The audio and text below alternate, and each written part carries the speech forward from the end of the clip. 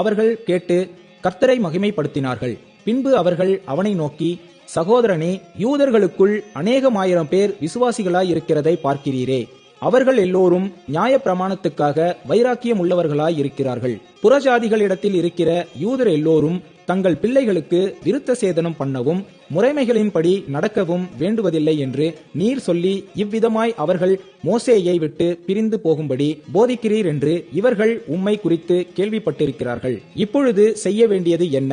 நீர் வந்திருக்கிறீர் என்று இவர்கள் கேள்விப்பட்டு நிச்சயமாக கூட்டம் கூடுவார்கள். ஆகையால் நாங்கள் உமக்கு சொல்லுகிறபடி நீர் செய்ய வேண்டும். அது என்னவென்றால், பிரார்த்தனை பண்ணிக் கொண்டவர்களாகிய 4 பேர் எங்களிடத்தில் இருக்கிறார்கள். அவர்களை நீர் சேர்த்துக்கொண்டு அவர்களுடனே கூட சுத்திகரிப்பு செய்து கொண்டு அவர்கள் தலைச்சவரம் பண்ணிக்கொள்வதற்கு செல்லுமானதை செலவு செய்யும்.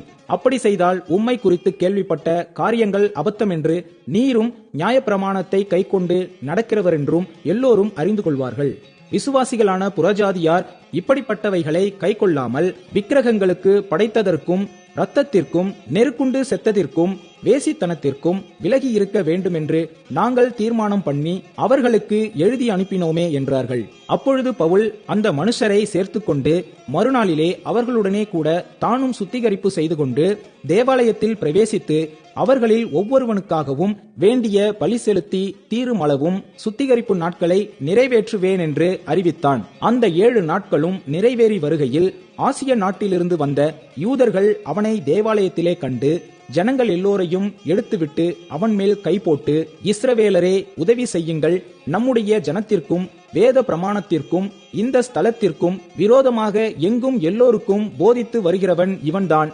இந்த தேவாலயத்திற்குள்ளே கிரேக்கரையும் கூட்டிக் கொண்டு வந்து இந்த பரிசுத்த ஸ்தலத்தை தீட்டுப்படுத்தினான் என்று சத்தமிட்டார்கள். எபேசியனாகிய துரோபீமு என்பவன் முன்னே நகரத்தில் பவுலுடனே கூட இருக்கிறதை கண்டிருந்தபடியால் பவுல் அவனை தேவாலயத்தில் கூட்டிக் கொண்டு வந்திருப்பான் என்று நினைத்தார்கள். அப்பொழுது நகரம் முழுவதும் கலக்கமுற்றது. ஜனங்கள் கூட்டமாய் ஓடி வந்து பவுலை பிடித்து அவனை தேவாலயத்திற்கு புறம்பே இழுத்து கொண்டு போனார்கள்.